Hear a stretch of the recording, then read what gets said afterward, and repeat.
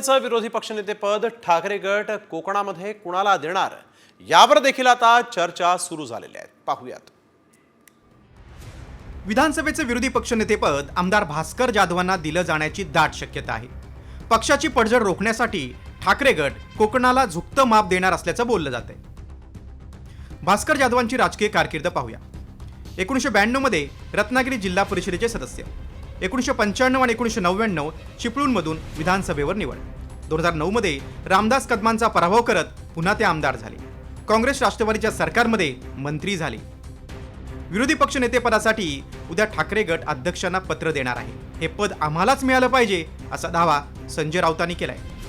आम्ही निवडणुका वेगळ्या लढलो आणि एकत्र आलो असं नाही, तेव्हा आम्ही एकत्र आहोत। त्याच्यामुळे आम्ही साधारण 50च्या पुढे आमचा आकडा आहे आमदारांचा, आणि घटनेनुसार नियमानुसार विरोधी पक्षनेतेपद आम्हाला मिळायला पाहिजे। भास्कर जाधव विरोधी पक्षनेते होणार का हे बघावं लागणार आहे।